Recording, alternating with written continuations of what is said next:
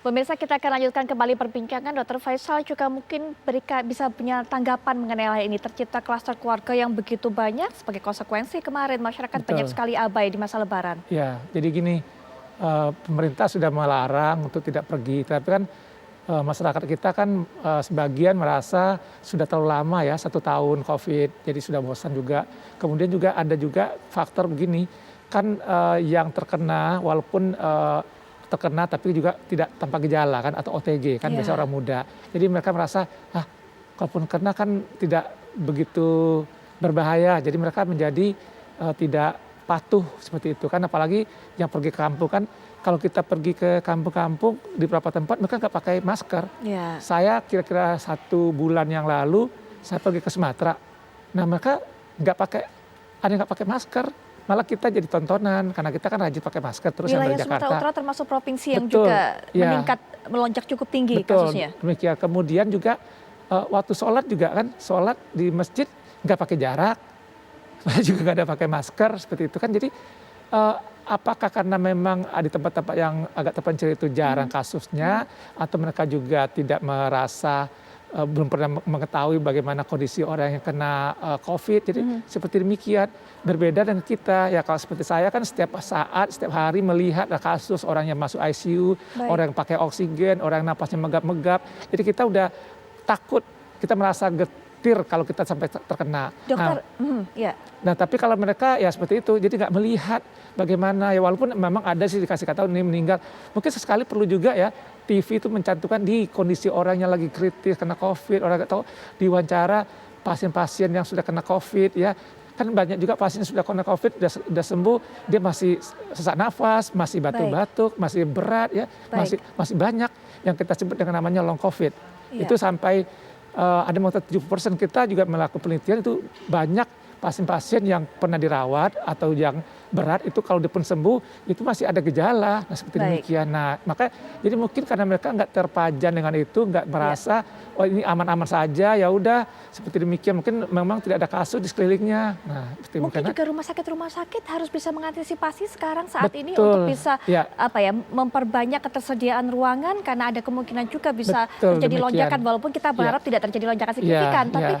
kemungkinan apapun harus kita persiapkan Betul secara dini demikian. begitu, dokter. Iya betul demikian. Karena kan kalau kena COVID-nya, kalau yang ringan ya memang yang seperti bilang OTG tidak ada gejala, dia bisa ngapa-ngapain, dia cukup dengan isolasi mandiri. Tapi kalau begitu ada gejala dan berat, ICU kadang kan penuh ya. Iya, Baru ini kejadian saya punya kenalan masuk di rumah sakit di Kebayoran, pas masuk ICU cari kemana-mana tidak ada. Nah untuk saya punya teman tanya ada ya, karena kita punya link baik, di Rumah Sakit Pertamina Jaya, jadi bisa dikirim, alhamdulillah dirawat baik, dan dia baik. Dokter, selamat. mungkin singkat juga, bagaimana sebenarnya? Apakah memang ada varian baru, varian lokal virus corona versi lokal Indonesia ini? Saya yakin pasti ada, karena COVID ini kalau virus ini kalau udah berapa lama dia melakukan namanya mutasi, dia melakukan perubahan. Nah, cuma masalahnya untuk di Indonesia kan tidak diteliti atau tidak diperiksa setiap saat. Yang kita periksa kan hanya swab saja untuk mengetahui oh ada COVID itu. Tapi kalau kita periksa genomnya, kita periksa itu secara molekuler, jadi kita bisa tahu ada suatu perubahan atau kita strain ya. Nah seperti di luar negeri kan kita kenal ada sekarang ini ada versi Inggris, ada Iya, strain dari India, iya, ada Afrika Selatan, ada Brazil. Itu karena mungkin mereka melakukan secara berkala, melihat, dan kemudian terlihat baik, bahwa dia berbeda dari virus yang biasa. Nah kita baik. di Indonesia mungkin tidak semua tempat melakukan seperti itu dan juga tidak melakukan secara berkala, jadi kita nggak tahu. Tapi saya yakin ada, pasti ada strain yang baru di Indonesia yang berasal dari tempat kita. Karena kita kan cukup luas daerah Baik. kita kan, dari Sabang sampai Merauke kan Iya. cukup luas. Orang Inggris yang negeri kecil aja atau Afrika Selatan kecil bisa ada strain yang baru, apalagi untuk Indonesia Baik. yang tempatnya berbeda-beda. Baik, nanti kita akan tentunya tunggu bagaimana kelanjutan mengenai hal ini, varian baru virus Indonesia. Tapi mungkin Bang Riza juga bisa berikan, Bang Riza, bagaimana pandangannya tadi sudah diberikan salah satu pesan oleh Mas Diki bahwa harus ada deteksi dini, penjangkauan yang lebih dalam lagi ke wilayah-wilayah di Jakarta ini. Kebijakan tertentu mungkin untuk bisa mengantisipasinya ada lonjakan kasus dan harus ada jemput bola mengenai hal ini. Ya betul sekali apa yang disampaikan Dr. Diki dan Dr. Faisal ya. Di Jakarta kami sudah mengantisipasi Dinas Kesehatan, Perhubungan bersama dengan TNI Polri upaya ini sudah kita lakukan jauh-jauh melalui sosialisasi, kampanye, kerjasama dengan Satgas Pusat, bahkan teman-teman dari daerah. Jadi sebelum kembali ke Jakarta, kita pastikan mereka sudah mendapatkan rapid antigen, kemudian di jalan-jalan, pelabuhan, terminal, kita melakukan pemeriksaan secara random. Kemudian setelah sampai di rumah, masing-masing juga ditugaskan Satgas COVID tingkat kelurahan, RW, RT melakukan pemantauan, pengawasan, bahkan menempel stiker bagi mereka yang mudik agar masyarakat tahu, terlebih mereka yang terpapar virus yang diisolasi di rumah. Itulah bentuk transparansi dan upaya kita pencegahan. Kemudian juga upaya lain kita lakukan adalah kita meningkatkan 3T, testing, tracing, dan treatment ya.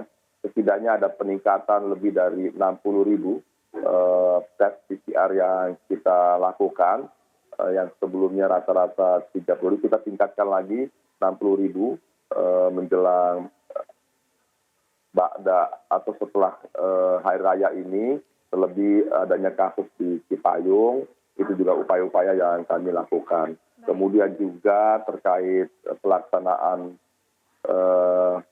PPKM mikro atau lockdown juga kami lakukan sampai ke tingkat RT, RW, juga didukung oleh TNI Polri bersama seluruh masyarakat, ormas, dan masyarakat yang peduli pada COVID juga kita lakukan. Jadi semua upaya kita lakukan, di samping tentu yang umum sudah kita lakukan terkait peningkatan rumah sakit, ruang isolasi, ruang ICU, lab, tenaga kesehatan, peningkatan vaksinasi yang sudah hampir 4 juta di Jakarta, juga kontak tracing juga kita tingkatkan dalam rangka menelusuri, memastikan agar kita terbebas dari virus corona.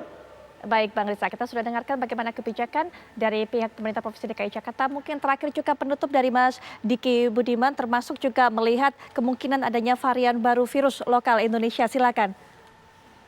Ya, terkait varian baru yang made in Indonesia sudah sejak awal tahun ini saya peringatkan, Indonesia hanya tinggal masalah waktu saja karena prakondisinya sudah kita penuhi ya. Gelombang pertama kita yang lama panjang menguat ini, dan ini adalah satu bukti bahwa kita nggak bisa mengendalikan pandemi ini. Strategi kita belum berhasil ya memutus mata rantai penularan. Dan dua teman kita dalam gelombang pertama yang lama dan panjang menguat ini sudah meledak, yaitu Brazil dan India. Jadi Indonesia, kenapa kita ini dalam posisi sangat rawan dalam 1-3 bulan ke depan?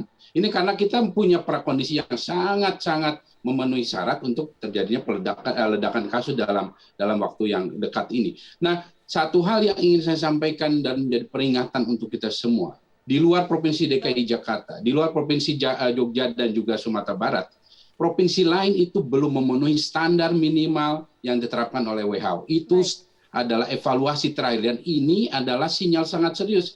Di tengah minimnya testing dan deteksi dan penguasaan situasi wilayah, maka kita tidak bisa merespon, tidak bisa memitigasi potensi bahaya. Ini yang harus segera diperbaiki, dan tentu peran dari pemerintah pusat harus segera memperbaiki situasi ini untuk mencegah ledakan kasus yang tidak kita harapkan. Baik, terima kasih Dr. Diki Budiman yang sudah meluangkan waktunya untuk bisa memberikan pandangannya terhadap hal ini. Semoga apa yang disampaikan juga bisa menjadi kritik yang bisa ditindaklanjuti oleh pemerintah. Sekali lagi terima kasih. Bang Riza Patria, terima kasih sudah menjelaskan bagaimana upayanya untuk bisa mengantisipasi adanya ledakan kasus di Provinsi DKI Jakarta. Terima kasih waktunya Bang Riza Patria.